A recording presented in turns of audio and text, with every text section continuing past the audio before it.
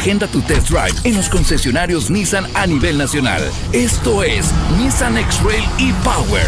Poder para cada hoy. Lo que tanto habías estado esperando llegó. La solución para el ahorro en Ecuador. Nuevo ahorro flexible para que tu dinero crezca al 5% desde el primer día y lo tengas disponible cuando quieras. Banco Pichincha, en confianza. Fin de espacio promocional y publicitario. A esta hora, la revista de opinión Democracia presenta Miguel Rivadeneira. Los protagonistas, las entrevistas, la búsqueda de la verdad. Miguel Rivadeneira, en la revista de opinión Democracia.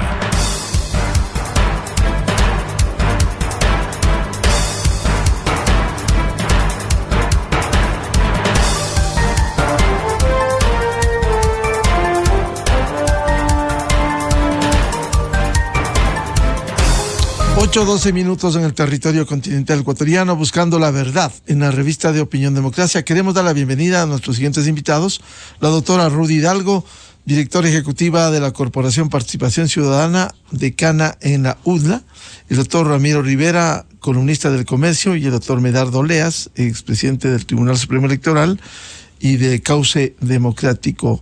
Les invitamos para hacer unas reflexiones sobre la necesidad de buscar consensos democráticos, de buscar salidas frente a la crisis que vive el Ecuador, cómo generar una unidad, al menos en los temas que nos puede unir. Uno de ellos, enfrentar la inseguridad, la violencia; otro, lograr armonizar un país que permita dar luces de un futuro democrático promisorio para el Ecuador. Doctora Rudy Hidalgo, ¿cómo avanzar en un proceso que permita buscar la unidad de los ecuatorianos que quieren mejores días por el país? Buen día.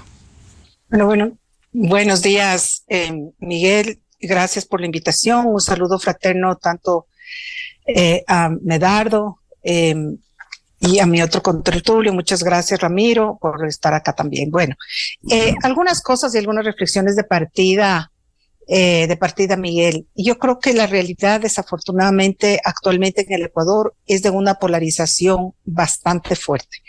Y esta polarización nos ha llevado a una desunión natural, digamos, producto de esta dinámica violenta, sobre todo del ejercicio de la política que se está viviendo. Sin embargo, más allá de lo que hacen o dejen de hacer los actores políticos, está la sociedad en la mitad. Y somos los ciudadanos los que en realidad necesitamos salidas efectivas a los grandes problemas nacionales. Somos los ciudadanos los que queremos empleo, somos los ciudadanos los que queremos tener servicios básicos garantizados, como ir a poder sacar una cédula, poder sacar un pasaporte, y sobre todo queremos los ciudadanos tener la capacidad y la facilidad de poder transitar libremente sin el miedo de ser asaltados, secuestrados, extorsionados. Todos esos elementos negativos que se han juntado en este momento en la sociedad hace justamente o vuelve o pone sobre la mesa el debate y vuelve urgente sobre la necesidad de llegar a acuerdos. ¿Y por qué digo yo acuerdos? Porque tenemos también una actoría política, me parece bastante irresponsable, que desde el espacio legislativo, que es donde es el sitio natural, digamos, de colegislación con el Ejecutivo, natural de generación de leyes que ayuden también a la ciudadanía, no se ha cumplido ese trabajo. Y obviamente tenemos un escenario bastante desafortunado y sobre todo que causa mucha desazón a los ecuatorianos. En ese ambiente y en ese espectro, lo que se está hablando y lo que se está diciendo es que a falta de acuerdos entre los políticos, a falta de acuerdos entre la ciudad o la sociedad polarizada, la sociedad civil debería en estos momentos tomar la iniciativa de ir hacia un acuerdo nacional, o sea, un proceso de concertación, llámenle reconciliación, cualquier nombre que sea. Ahora, un proceso de conciliación y concertación no es un proceso fácil, no es simplemente sentarse a la mesa y a ver que tú qué quieres, tú qué más, y ya. El proceso de concertación requiere un compromiso de las partes, primero, en ceder temas, porque si no ceden los acuerdos de concertación no funcionan. Históricamente se ha visto. Pero sí puede ser una vía, Miguel, para poder desde la sociedad civil plantear la agenda o los temas gruesos que atraviesan, que deberían atravesar o ir más allá de las ideologías, para sentar bases de ciertos temas grandes, nacionales, de interés nacional, a los cuales deberían idealmente comprometerse los actores políticos y también el gobierno en pro de la estabilidad, de la viabilidad democrática, trabajar estos acuerdos generados con todos y entre todos, más allá, repito, de las ideologías, más allá de los egos, más allá inclusive de los intereses electorales, porque ese también es otro tema difícil en estos procesos de concertación. Sin embargo, creo que es momento de sentarnos a conversar y creo que es momento de empezar a barajar esa posibilidad que podría ser finalmente una oportunidad para que el Ecuador vuelva a tener consensos, ya que los políticos no nos están demostrando esa habilidad y esa voluntad, y dada que además tenemos un gobierno tan débil, tan acorralado, quizás sociedad civil podría tratar de llegar a conversar y a llegar a acuerdos que podrían visibilizar la democracia ecuatoriana y, por supuesto, visibilizar al país, darle un poco de pacificación al país y darle vías diferentes desde otro espectro que no esté tan contaminado como lo está en este momento la polarización política, Miguel. Doctora Hidalgo, ¿cómo ir sentando las bases precisamente para lo que usted ha señalado, lograr este impulso desde la sociedad civil a fin de dar luces y esperanza al Ecuador? Yo creo que este es que tiene que verse como un proceso no solamente político, pero sobre todo técnico, Miguel. Cuando se habla a veces de procesos de negociación o procesos de acuerdo, la gente piensa que simplemente sentemos, hablemos, salimos de allí, todos damos diagnósticos y nos vamos. Esto tiene que ser el resultado de una estrategia comunicacional, de una estrategia de compromiso, pero sobre todo de una estrategia técnica, en donde hay que mapear los actores a los cuales hay que llamar, hay que mapear además cuáles son los intereses de cada uno, cuáles son los puntos convergentes de cada uno de los sectores, actores, los que sea que se convoquen, y empezar después de eso a tratar de acordar, como digo yo, los grandes temas. Uno no puede sentarse a la mesa y decir, esto es lo que nosotros hemos pensado, ustedes simplemente tienen que estar de acuerdo. Así no funcionan los acuerdos. Hay acuerdos en los cuales a veces duran meses, acuerdos que a veces duran un largo aliento, a veces duran años, pero por la premura es importante empezar a sentarse a conversar. ¿Sabe con quiénes? Con los diferentes. Por eso hoy, por ejemplo, Participación Ciudadana, en conjunto con la carrera de Ciencias Políticas y Relaciones Internacionales de la UDLA, inicia un proceso de diálogo bien interesante que se lo hemos denominado Dialogando sin Violencia, en donde han sido convocados actores pensadores de distintas formas políticas, de izquierda, de derecha, de extrema izquierda y de extrema derecha, para juntos empezar a conversar sobre este tema, porque así se empiezan estos procesos, conversando, y después técnicamente tienen que seguir lanzándose las líneas gruesas para llegar a un acuerdo. Si no se lo hace así, entonces va a ser simplemente una reunión de amigos o una reunión en donde todos se desahogan, se despiden y se van. Y yo creo que el país merece un proceso serio de concertación, al menos el intento que desde sociedad civil se puede lograr una agenda de mínimos, una agenda que se puede entregar al gobierno, a la asamblea, a los actores políticos en los cuales sociedad civil se ha puesto de acuerdo previamente, Miguel. Bienvenido al doctor Ramiro Rivera, ¿Cómo lograr este proceso de concertación del que ha planteado la doctora Rudy Hidalgo? Cuando uno hace historia y ve que hay países que vivieron traumas, 40 años del franquismo en España, para llegar al Pacto de Moncloa, el Pacto de Toledo, que fue el Pacto de la Seguridad Social, el pacto de concertación en Chile, pero se llegó a ese pacto luego de ese desangre, esa dictadura oprobiosa del general Pinochet. ¿Hay que esperar que ocurra eso para lograr una concertación o hay que trabajar y adelantarse a buscar, dejar la indiferencia de los diferentes sectores para construir una concertación en estas condiciones? Doctor Ramiro Rivera, muy buen día. Muy buenos días, Miguel, y un gusto compartir con Medardo y con Ruth.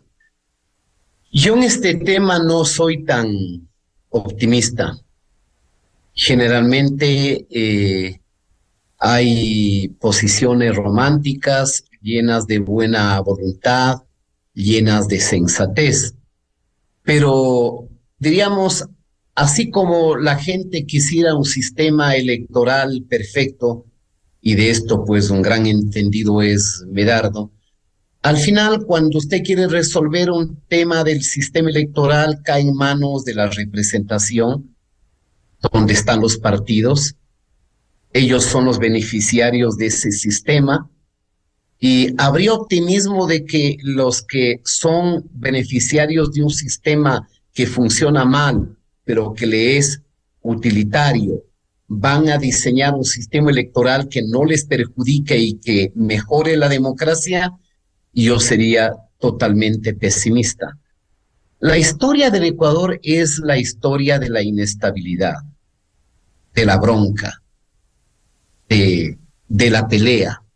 Ni siquiera una historia en donde haya estado de por medio las ideas, los pensamientos o las propuestas. Es una historia de caudillos, es una historia de notables, una vieja historia de problemas regionales, una vieja historia de confrontación, una política salvaje y canibalesca. Pongamos, por ejemplo, no para irnos muy atrás, los últimos 44 años de vida democrática. ¿En qué gobierno ha habido un mínimo gesto de convocar o de acordar, diríamos sin redundar, un acuerdo político para la gobernabilidad? De todos los gobiernos que han pasado, desde 1979, si no me equivoco, 17 gobiernos o presidentes, con 8 expresidentes procesados e enjuiciados, varios vicepresidentes destituidos, un presidente secuestrado.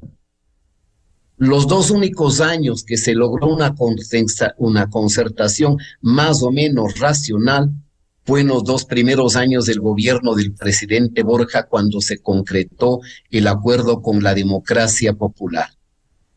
Ese acuerdo que en ese momento era calificado por el expresidente Osvaldo Hurtado como el error histórico. Y ese encuentro que producirá después las primeras fisuras y la primera lógica disolvente al interior de la democracia popular. Nos dirán, el único gobierno estable fue el del señor Correa. Por cierto, pues, porque fue un gobierno que diseñó una constitución para su medida, que diseñó un sistema electoral para la concentración del poder y para lograr mayoría con sobrerepresentación. Un gobierno que tenía 100 alzamanos. Diríamos, en teoría, un gobierno que reflejó la tiranía de las mayorías en desprecio con las minorías. Y si hoy sufrimos lo que sufrimos, es de alguna manera consecuencia con ese tipo de cosas. Entonces, hay esfuerzos sin duda que necesitan ser estimulados. Participación ciudadana que dirige Ruth mismo, Fundación Esquel, Voces por la Democracia, Cauce Democrático, comités por la institucionalidad. Hay una buena cantidad de iniciativas de racionalidad y de sensatez, pero lamentablemente, Miguel, nos enfrentamos a un país con una cultura política tendenciera. Este es un país que pasó más de un siglo, diría yo, más de medio siglo, diría yo, en un conflicto con el Perú, desangrando el presupuesto general del Estado. porque para unos era negocio irredituable que persiste el conflicto con el Perú. Solo quienes estuvimos en el Parlamento en el 98, luego de una sesión reservada con el Comando Conjunto de las Fuerzas Armadas, que algún día sería interesante que se devele ese contenido, para que el Ecuador se desnude en sus flaquezas, en sus hipocresías y en sus imposturas, fue posible la paz ante una amenaza inminente de que este país podría hasta haber desaparecido. Solo ahí, por las circunstancias históricas forzadas, ¿cuándo es que los expresidentes por lo menos se ven a los ojos? Cuando el presidente Sixto Durán Ballén los convoca al palacio luego de la guerra del Cenepa, pero ni siquiera fueron capaces de dialogar, aparecieron solamente en una fotografía. Entonces vivimos en un país con una cultura pendenciera, una cultura de la bronca, y hoy, con la descomposición moral de la política, con el empobrecimiento mayor de la representación política, rodeados de nuevos problemas que tienen que ver con el crimen organizado y con el narcotráfico, que es altamente probable que sea una transversalidad al sistema político, hemos llegado a este extremo de crisis en el Ecuador. Quizá haya la sensatez, ya no para el presente, porque veo yo bien complicado este tema, al menos para el futuro inmediato, que sea capaz la clase dirigente, las élites, la academia, todo aquel que tenga una opinión, de sentarse a buscar un rediseño de la institucionalidad democrática. Yo creo que con la Constitución de Montecristi, la democracia en el futuro no es viable. Esa Constitución fue hecha para un régimen autoritario. Vea lo que está pasando en el Consejo de Participación Ciudadana, en organismos como el Consejo de la Judicatura, instituciones respetables del Ecuador en manos de gente sin equilibrios emocionales democráticos. Es decir, estamos llegando nuevamente a un extremo de polarización, un proceso disolvente de las instituciones que no es el primero. En esta etapa democrática ya tuvimos 3 golpes, llámelos usted, de Estado, golpes de la calle, es decir, de gente que cree con derecho de sustituir el sufragio, que es la génesis de la democracia participativa, diríamos, o de representación, con querer sustituir con las calles, con el calentamiento de las calles, con la convulsión y con los actos de fuerza. ¿No será, esta es una pregunta para los politólogos, no será que el diseño del sistema presidencial ecuatoriano es tan perverso que nos condena a gobiernos débiles, a un Estado incapaz de responder a la demanda ciudadana y en consecuencia a un sistema político que de manera temprana cosecha ilegitimidad, sobre todo incredulidad donde nadie cree en nada? Creo que sí es momento de pensar con gente que tiene ideas, a la gente que le preocupa la institucionalidad de un país que va a la deriva. Lamentablemente los momentos que vivimos en Ecuador son deplorables, pero no son los primeros, no son los únicos, ni serán los últimos. La historia de este país ha sido una historia de convulsión, ha sido una historia de política salvaje y tribal. Esa es la desgracia de la democracia ecuatoriana. Doctor Ramiro Rivera, pero habiendo estas iniciativas, cierto es, lo que usted ha descrito, esa es la realidad, al menos de la historia reciente, desde cuando retornara la democracia en agosto del 78, con el plan de retorno luego de la última dictadura. Sin embargo, frente a este crecimiento de la violencia, inseguridad, esto que usted ha señalado, con propiedad, descomposición moral de la política, ir haciendo esfuerzos desde la sociedad civil para construir. No va a ser fácil esto, no es fácil, como decía la doctora Rudy Hidalgo.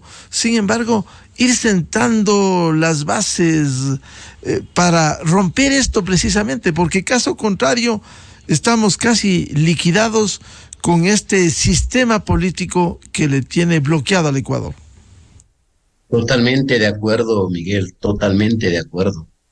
Porque si en la sociedad polarizada, si en un momento de conflictividad no hay voces de sensatez, no hay espacio para amplificar esas voces de la racionalidad, no hay medios de comunicación que apunten a los temas esenciales, entonces diríamos, todo está perdido. Usted ha dado ejemplos, Miguel, certeros en historia.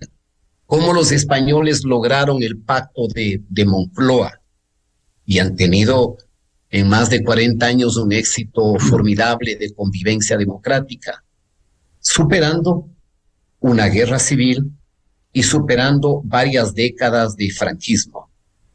¿Cómo logró Chile ese acuerdo? Superando 17 años de una dictadura sangrienta, pero también superando la política irresponsable del todo o nada, de la violencia de sectores extremistas que querían llevarle al gobierno de Salvador Allende a la catástrofe chilena. ¿Cómo lograron también los venezolanos el acuerdo de punto fijo para dar por terminada la dictadura de Pérez Jiménez? Pues yo sí creo que hay que hacer un esfuerzo y poner temas. Un tema, por ejemplo, es un acuerdo nacional para fortalecer la capacidad del Estado, para apoyar a la policía, para apoyar a las Fuerzas Armadas, porque este momento el enemigo número uno de la paz, de la integridad y de la seguridad de los ecuatorianos es el crimen organizado transnacional, el terrorismo de las bandas del narcotráfico, que según hemos visto en los medios de comunicación, tendrían reclutados más personal que la policía y las Fuerzas Armadas juntas. Es un mínimo de sensatez, un mínimo de racionalidad, un mínimo de cordura nos debería invitar a un diálogo. Y como este diálogo no va a venir de la clase política, creo, y en esto tiene razón Ruth, tiene que venir de la sociedad civil, de organizaciones no gubernamentales, de gente que está pensando en el país y no en el acomodo electoral de las próximas elecciones o el reparto de lo que se pueda resolver el conflicto de este momento. No tenemos que renunciar a un diálogo para que desde la sociedad civil, desde las instituciones, desde los medios de comunicación, hayan voces de sensatez para que algún momento tengan eco en ese mundo de la irracionalidad donde está la representación política, donde sí hay también hombres y mujeres sensatos que piensan en el país y no solamente en la obediencia ciega a los dueños de sus organizaciones o a los caudillos a los que los están sirviendo de manera incondicional. Bienvenido al doctor Medardo Oleas. Doctor Oleas, ¿cómo enfrentar en esta hora crucial al país? ¿Será posible impulsar desde la sociedad civil un acuerdo social, acuerdos de concertación, como se ha planteado esta mañana? Muy buenos días, Miguel. Un saludo cordial a Ruth y a Ramiro. Yo creo que sí hay soluciones. Y voy a plantear las soluciones, no solo los diagnósticos, ya sabemos lo mal que estamos. Por ejemplo, si tenemos una asamblea totalmente desprestigiada, es el momento de cambiar las autoridades de la asamblea y tenemos elecciones para renovar la asamblea en el mes de mayo. Ahí sería un llamado para que los señores de Pachacuta, Izquierda Democrática y los otros independientes logren retomar el control de la asamblea para prestigiarla, para poder contar con un organismo en base al cual podamos plantear las reformas legales que se requieren en el sistema judicial para dar seguridad, para meter en la cárcel a estos 30,000 delincuentes que nos tienen paralizados, o para mejorar el sistema democrático. Entonces ahí yo quisiera hacer un llamado a los señores Pachacuta y Izquierda Democrática. Demuestren que piensan en el país, olvídense del gobierno de turno, recuperen la institucionalidad perdida en la Asamblea y pongamos a otras personas que le prestigien, que nos permiten trabajar con ellos e impulsando las reformas son necesarias del país. Son el 14 de mayo. Lo mismo los ciudadanos que ahora están pidiendo las revistas. Está bien, pero presionemos primero que las organizaciones políticas que están representadas en la Asamblea demuestran a la colectividad que sí tienen ellos la sensibilidad para tomar una institución clave para la convivencia pacífica de los ecuatorianos a través de un medio que es muy simple, la votación que ellos pueden ejercer. Lo mismo, mañana tomemos control total de lo que es la nominación de los 2 miembros del Consejo Nacional Electoral. Si nosotros pasamos por un fraude público reconocido, no podemos mantener a las mismas autoridades para las próximas elecciones. Y como ya estamos en el proceso, hay que estar muy vigilantes, porque yo estoy seguro que las personas prestigiosas que están participando serán desechadas por las que solo tienen a los padrinos, a los que les van a auspiciar, y naturalmente si entran esas personas descalificadas acabaremos con la democracia. Pero hay soluciones. Pongámonos de acuerdo, por ejemplo, de cómo mejorar el sistema judicial, penal en el Ecuador, porque no podemos nosotros vivir solo lamentándonos en que una policía que cumple su labor y que está cogiendo todos los días a cientos de delincuentes, estos salgan al día siguiente porque no funciona la fiscalía, porque no funciona donde se les pueda detener a estos delincuentes. Hay soluciones, porque a mí realmente me avergüenza ver que sale un presidente de la judicatura a decirte que no hay fondos y el gobierno le contesta que no saben ni siquiera gastar los fondos. La discusión no está ahí. La discusión está en cómo estructurar un sistema que sea más eficiente para que nos permita tener a los delincuentes, a los de bajo nivel en cárceles donde estén trabajando y a los otros en cárceles de seguridad. Ya me avergüenza saber que todos los días hay enfrentamientos armados dentro de las cárceles. Esto quiere decir que los señores que controlan las cárceles no son los administradores del sistema penitenciario, sino son las bandas delincuenciales que con facilidad meten armas. Y para eso hay que implementar una serie de reformas que son muy simples. Y estos no son acuerdos políticos, son simplemente reformas legales que tienen que hacerse. Pero ¿cómo se hace una reforma legal si tenemos una asamblea que está más preocupada en votar al presidente antes que solucionar lo que a ellos les corresponde, hacer las reformas básicas, elementales, sustanciales para mejorar este sistema? Entonces yo creo que ya es hora de que nosotros hagamos un diseño de lo que sería este gran acuerdo nacional, pero sobre cosas concretas, porque solamente nosotros a veces hacemos un análisis político de cuál va a reemplazar, por ejemplo, al señor Lasso. Ahora ya tenemos una serie de candidatos. ¿Quiénes son los posibles candidatos? Sí, señor, a mí no me interesa saber si esa persona va a ser un buen o mal candidato. Me interesa saber si conoce y puede plantearnos las soluciones que este país requiere en caso de que llegue a la administración pública. Porque ese ha sido el defecto del Ecuador. Estamos siempre pensando en hombres, en mujeres, pero no estamos analizando su capacidad, conocimiento, experiencia. Y eso es lo que requiere ahora el país. Dejar a un lado a estos malos políticos que piensan que puede ser un día concejal, alcalde, prefecto, asambleísta, lo que sea. Eso no es así. La política tiene que perfeccionarse. Y tenemos que ir ya a cambios más concretos, reales, inmediatos, porque el país se está acabando. Y si no tomamos unas medidas certeras e inmediatas, no lograremos lo que todos los ecuatorianos buscamos: paz, estabilidad. Vemos todos los días que la delincuencia se incrementa. Vemos todos los días que las policías tienen 15, 20, 30 detenciones. Estamos volviendo a la época pasada.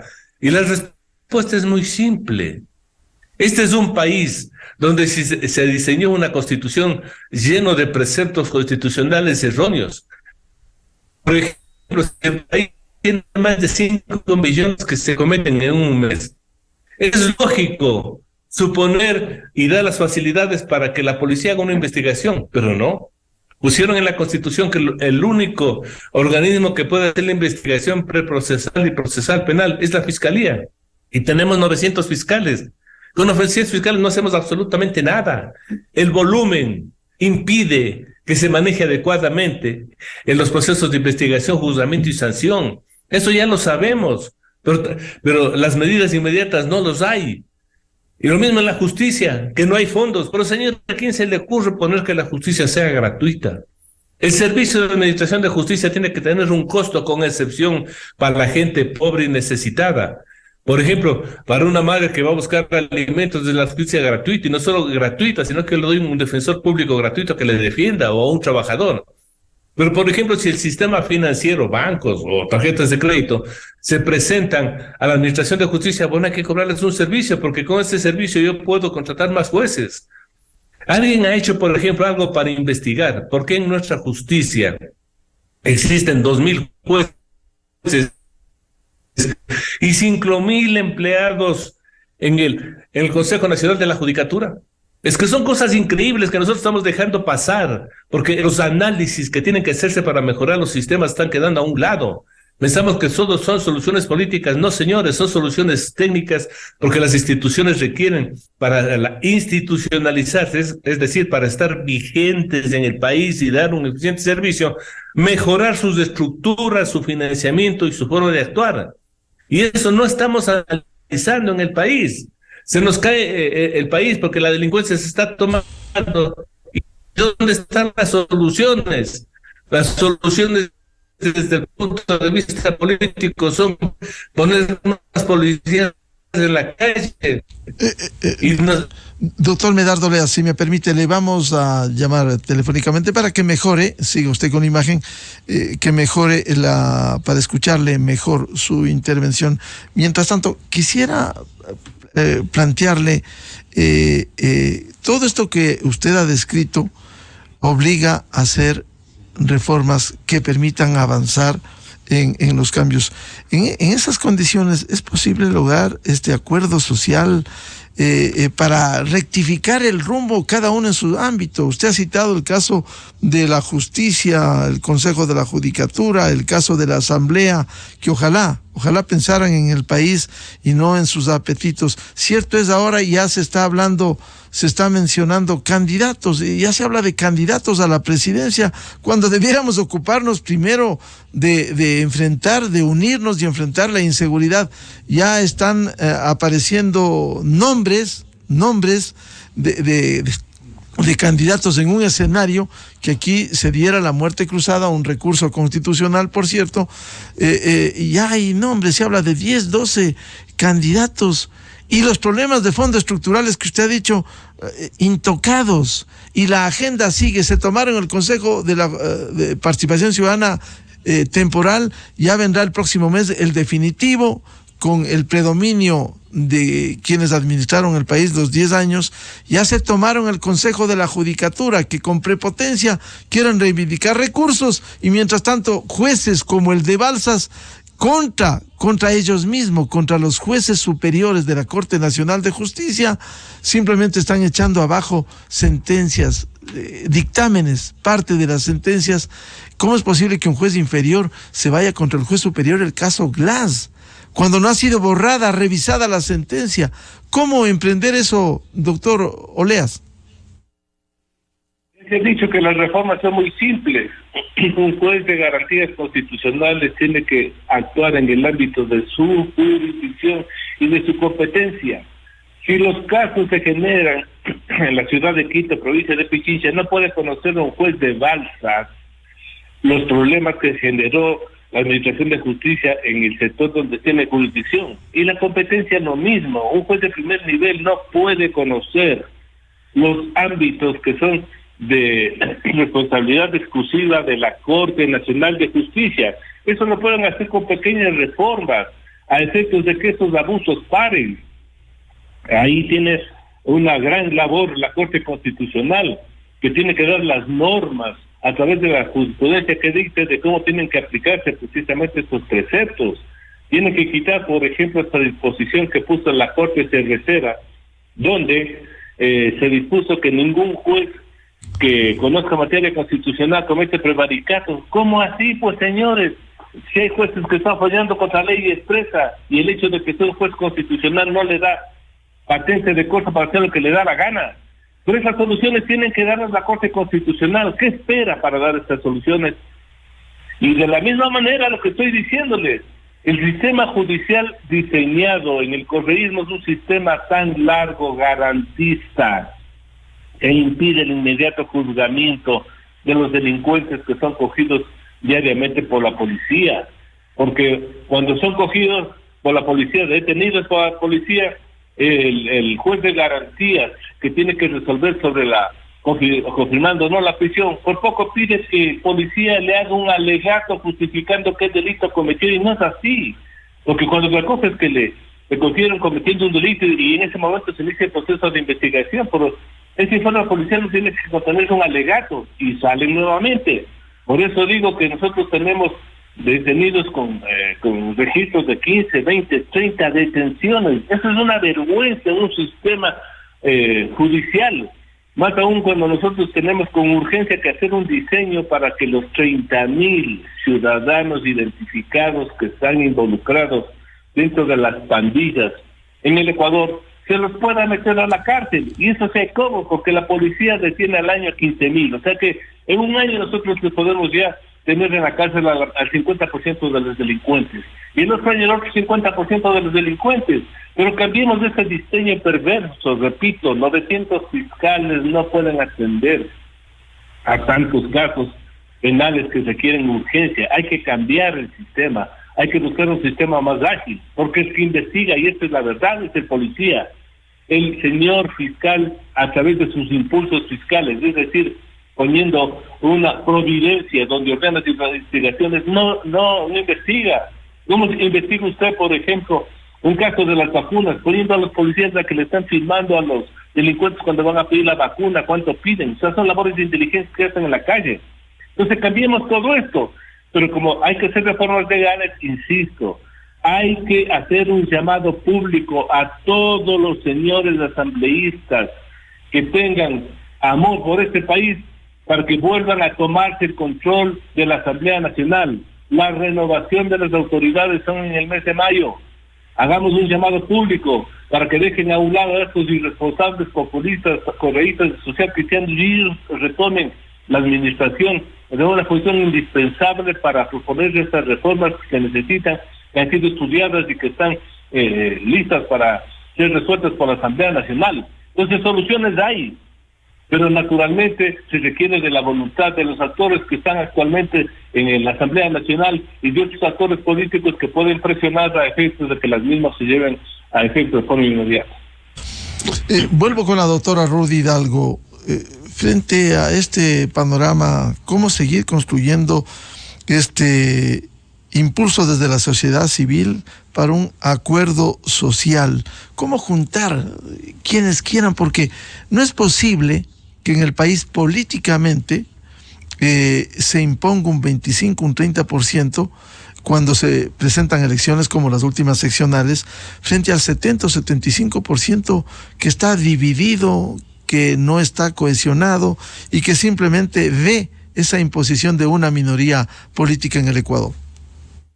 Gracias, Miguel. He escuchado con atención las intervenciones de mis dos amigos y yo tengo un par de reacciones que creo yo que ojalá pudieran servir para que los que nos están escuchando puedan reflexionar acerca de lo que yo quisiera compartir con ellos en este momento. En primer lugar, yo creo que es evidente que la política, como dice Ramiro, ha sido salvaje, animalesca. Los años de la democracia han sido así, siempre han estado peleando. Sí, de acuerdo, pero justamente creo yo que ese es el punto de partida que tenemos que tomar en cuenta los ciudadanos para cambiar la realidad. El país no va más con las mismas prácticas, con las mismas violencias, con la misma salvajismo que menciona Ramiro. Y yo creo que hay que un poco empezar a ver y a escuchar la realidad y a entender la realidad que los estudios de Latinoamérica y los estudios en el Ecuador están diciéndonos todos los días y que a veces no queremos escuchar. Y ese es respecto a los jóvenes, ese mensaje. El Ecuador tiene más del 60% de su padrón electoral de jóvenes. jóvenes que ya no vivieron, digamos, muchos de las cosas políticas que nosotros hemos vivido, que tampoco están de acuerdo con una política totalmente autoritaria, sin libertades, una política sin derechos a la expresión, a la libertad de expresión, pero tampoco quieren las formas políticas tradicionales a las cuales Ramiro hacía referencia. Y esa creo yo que es la clave. Se está hablando que en Latinoamérica existe un nuevo planteamiento de que quizá el sistema democrático tal cual como le hemos concebido, digamos, de décadas atrás ya no va más y que tenemos que plantear un nuevo sistema y que todo esto que estamos viviendo, esta polarización salvaje, esta violencia política en redes sociales, esta incapacidad de querer sentarnos a trabajar con el otro es justamente una de las señales que los jóvenes deberían tomar la posta y que ya la están tomando la posta de un replanteamiento nuevo, de una nueva forma de hacer política. Los jóvenes hoy están hablando de causas, no están hablando, ya no les interesa de que si eres de izquierda, de derecha, de centro, de extrema, ya no les importa. Les importa algo bien importante, que es cuán democrático eres a la hora de tomar decisiones. ¿Cuánto te importa la causa? ¿Cuánto te importa la violencia de género? ¿Cuánto te importa a ti como ciudadano, como político, ¿no es cierto?, el cambio climático y sus efectos? ¿Cuánto te importan las diversidades sexuales? ¿Por qué? Porque esta democracia actual del siglo XXI, 2.01, que estamos viviendo, tiene problemas y arrastra problemas de estas generaciones, producto de lo que hicimos las generaciones anteriores. Entonces son generaciones que buscan soluciones a la violencia doméstica, a la violencia de género. Son generaciones que buscan inclusión, que no quieren ser juzgados por su diversidad sexual. Son generaciones que quieren del Estado políticas públicas acordes a los efectos del cambio climático, en donde se vean nuevas maneras diferentes para ofrecerles trabajos distintos. Y eso definitivamente es un reto terrible para los estados actuales. Por eso es que en Latinoamérica todos los gobiernos, ya sea de la marea rosa o no, tienen problemas en permear sus planes de trabajo hacia abajo, porque siguen pensando desde arriba, desde la élite, desde donde estoy, desde la historia dolorosa de la democracia ecuatoriana en este caso y latinoamericana en general. Sin embargo, creo que justamente por esta realidad dolorosa es nuestra obligación y obligación de los políticos dejar de dar un mensaje tan negativo a las próximas generaciones. ¿Qué quieren los jóvenes? Los jóvenes quieren ser escuchados. Yo he concurrido a espacios con 350 jóvenes y escucharles a ellos es maravilloso porque entiende uno por dónde va la nueva corriente democrática de Latinoamérica y del país. Entonces, si los encuestas, si la APO, los estudios serios están hablando de que los jóvenes quieren ser incluidos y quieren ser escuchados, entonces, ¿qué mejor que iniciar procesos de conversación con ellos y donde también puedan hacer clic los políticos, los que no son políticos, los viejos representantes de sociedad civil, los que no somos tan viejos de sociedad civil, aquellos de las diversidades sexuales y pensarle al país, porque si empezamos o seguimos pensando que al país los únicos que hay que pensarle son los que saben. ¿Quiénes son los que saben? ¿Cuáles son los que saben? ¿Dónde están? Las nuevas tendencias políticas se decantan por otro lado. Entonces, para poder escuchar y saber qué es lo que están pensando los demás, por fuera del partido político, por fuera de nuestro núcleo, sino con la persona de a pie, con el ciudadano que le interesa otras cosas, que no está pensando en si seré candidato o no seré candidato. La persona del mercado está pensando ¿cómo haré mañana para poder vender suficiente y poder salir sin que me maten y dar la comida a mis hijos? Conversemos, escuchemos. ¿Qué es lo que a usted le gustaría? ¿Cuál sería el mensaje de un ciudadano de a pie al actual régimen? ¿Cuál sería el mensaje del ciudadano de a pie a otros regímenes? ¿Cómo le ve usted la polarización? ¿Usted le entiende al país desde correísmo, anticorreísmo, no correísmo, Pachacuti, etcétera? ¿O cómo le está entendiendo?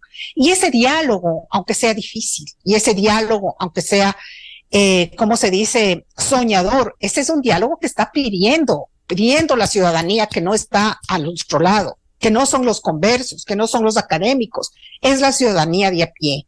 Por eso creo yo que es importante empezar a escucharlos, y yo creo que no debemos cejar y no debemos dejar a un lado y desdeñar procesos de escucha o de procesos de acuerdos, porque no estamos nosotros. Yo no estoy incluida en los procesos otros que mencionan, sin embargo los defiendo porque creo que es importante que la gente empiece a entender y empiece a aprender a conversar. No me importa que a mí no me inviten, porque yo no soy la persona que tengo que ser convertida, yo ya soy conversa de los procesos de concertación. Pero si pueden en otros lados de estas otras iniciativas conversar con otros actores, y ya el ejercicio mismo, Miguel, el ejercicio de sentarse con el distinto, ya es haber ganado y haber roto la polarización. El lenguaje polarizante nos está ganando. Entonces lo que tenemos que hacer es romper ese diálogo y ese defecto y empezar a dialogar desde la no violencia. Y aceptar que hay otras iniciativas que son válidas. Qué bueno que haya más iniciativas, pero creo yo que hoy por hoy, en medio de esta violencia salvaje que estamos viviendo, producto de la infiltración del crimen organizado, los ciudadanos somos los llamados a pacificar la ciudad y a pacificar el país. Nosotros tenemos que salvar al país. Y también es una buena práctica empezar a pacificar al país desde la verbalización y desde liderazgos transformadores que busquen nuevas prácticas y nuevas formas de hacer política. Necesitamos líderes distintos, líderes que se comprometan con las causas y líderes que piensen que tienen que escuchar a los que no están en la élite y que los que no están en la élite tienen valiosos criterios. Entonces yo, como digo, sí soy yo una persona que es favorable a estos procesos, aun cuando quizá esta política salvaje nos coma vivos, pero tenemos que fomentar en los jóvenes y en las nuevas generaciones esta cultura de diálogo, porque si no vamos a terminar matándonos en las calles porque tú no piensas igual que yo. Y yo creo que ese ejercicio hay que empezar a recuperar la capacidad de escuchar y de tolerar al otro el criterio distinto, Miguel. Doctor Ramiro Rivera, este planteamiento es importante. ¿Es posible lograr líderes distintos para que no sigamos dando la vuelta en los mismos que ya de alguna manera han sido probados y que no han podido solucionar los acuciantes problemas del país? No, yo creo que nunca una sociedad puede renunciar a eso. Es decir, me parece que la reserva de todo un país siempre será la alternancia democrática, las futuras generaciones y la juventud. Pero yo me estoy acordando de la crisis del 2004 al 2006. El discurso era casi igualito. La vieja clase dirigente, la política corrompida, la política es tan execrable. Había 2 o 3 comunicadores sociales que también iban a la minga de la antipolitización, y tiene que venir una nueva generación. Y claro, vino un jovencito bien parecido, con un discurso redentor que traía a toda la juventud sumisos y sumisas, y ahí nos dejó, pues, 10 años de destrucción, 10 años de intolerancia, de un régimen mesiánico irresponsable. Nos dejó atados de pies y de cabeza y de manos a una constitución diseñada para un sistema hegemónico. Y una buena parte de la corrupción, creo que a nadie se le ocurra creer que los problemas del Ecuador son de naturaleza, digamos, generacional, que alguien por la edad ya no sirve y que los únicos que sirven son los jóvenes. Gran parte de la corrupción durante el régimen correísta fue liderado por jovencitos treintañeros que de la noche a la mañana se transformaban en multimillonarios. Toda la historia de los hospitales, toda la historia de la corrupción reciente en el Parlamento, etcétera. Eso no implica, y estoy de acuerdo con eso con Ruth, que tenemos que renunciar a que una nueva generación tome la posta, sin la más remota duda. Yo creo que hay muchísimos jóvenes hoy preparados, jóvenes que no tienen por qué responder y ser arrastrados por la dinámica del pasado, que les preocupa las nuevas temáticas, ¿no es cierto? El agua, el ambiente, la sobrevivencia de la vida, el amor y el cuidado de los animales, los valores, la ética, la transparencia. Sí, hay muchísimos jóvenes y hay que hacer todo lo posible para que estos jóvenes incursionen en un compromiso. No es menos cierto, Miguel, si tratamos de ver objetivamente, que también es decepcionante cuando uno se encuentra con muchísimos jóvenes preparados que traen debajo de su axila muchos títulos en Europa, en Estados Unidos, y que sienten decepción, que ven que no hay un espacio, que su único sueño es salir de aquí.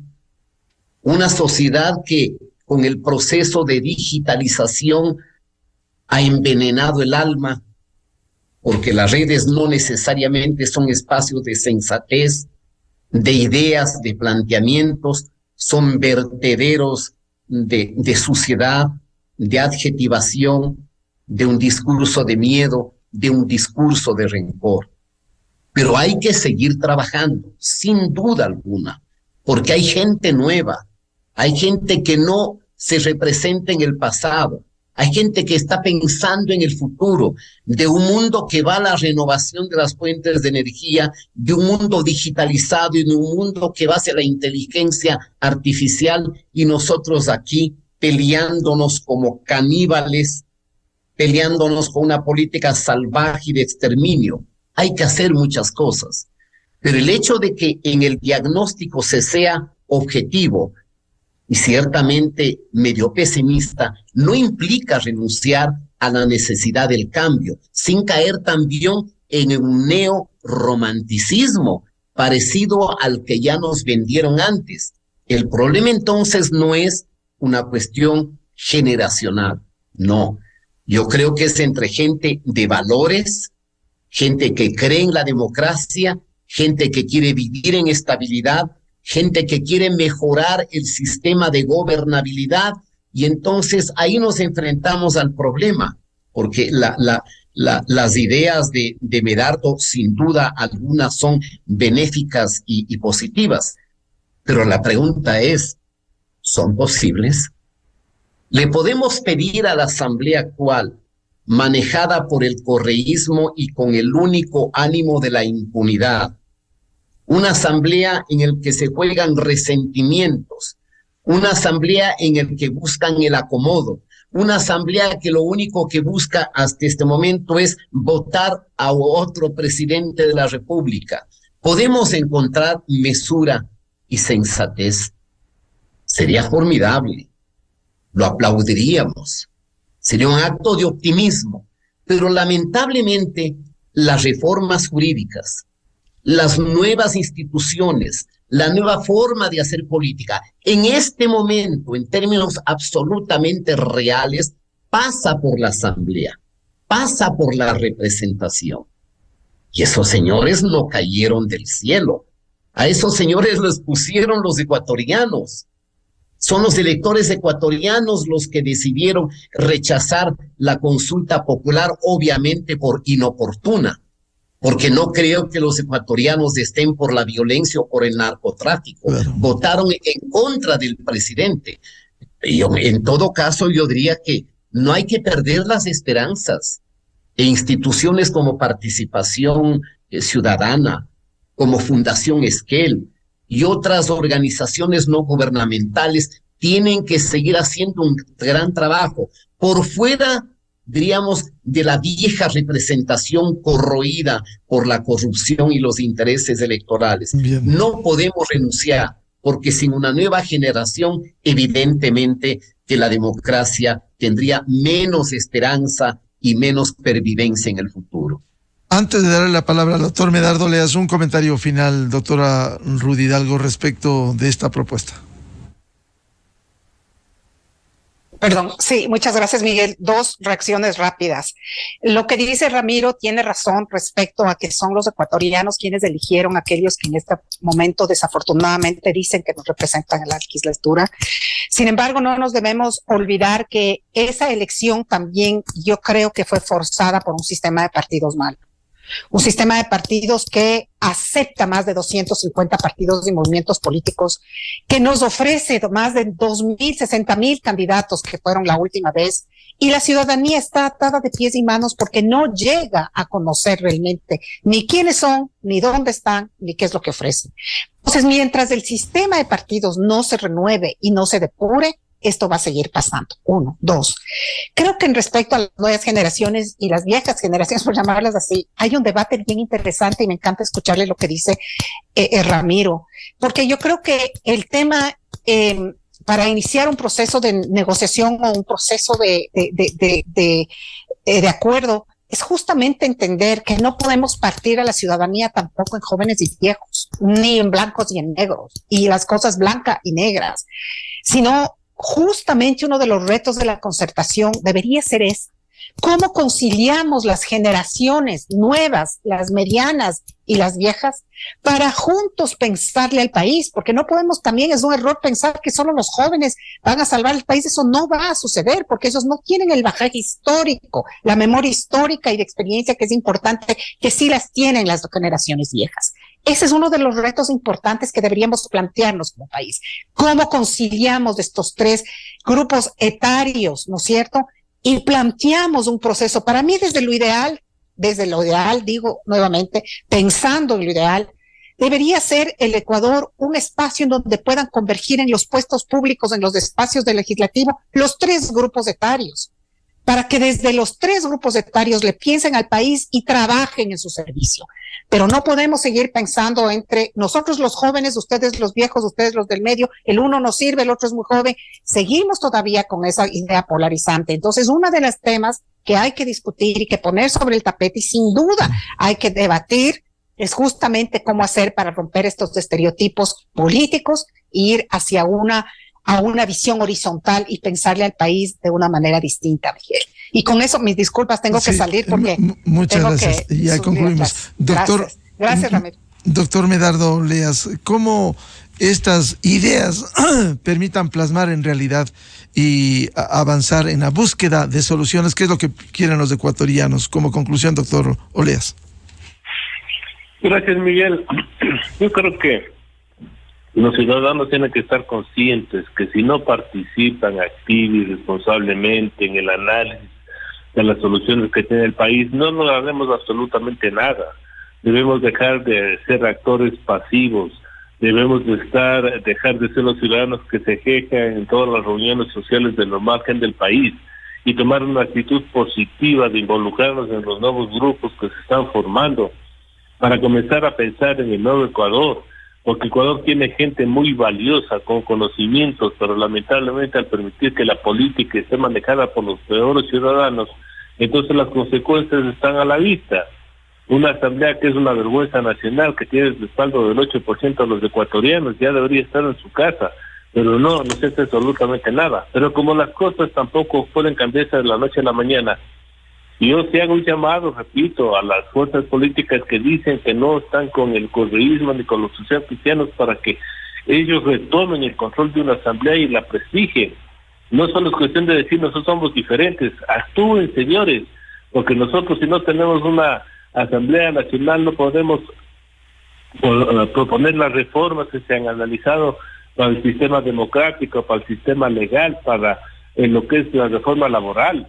Necesitamos tener legisladores que viabilicen estos estudios que venimos haciendo de forma permanente, porque la otra alternativa sería ir a la legislación promovida por la ciudadanía. Por eso recoger firmas también es tiempo, pero mecanismos hay, soluciones hay.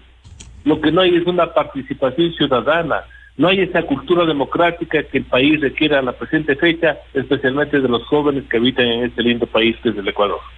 Bien, muchas gracias por estas reflexiones siempre importantes. El doctor Ramiro Rivera, la doctora Ruth Hidalgo y el doctor Medardo Leas.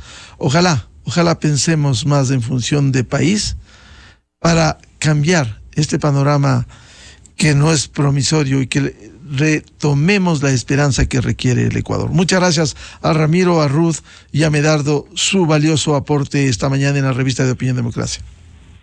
Gracias, Miguel. Buenos días.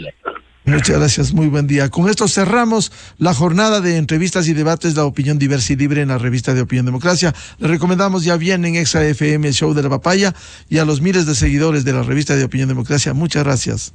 Un feliz martes a todos, muy buen día. Miguel Rivadeneira en la revista de Opinión Democracia. Inicio de espacio promocional y publicitario. La mejor inversión para tus utilidades es un nuevo Chery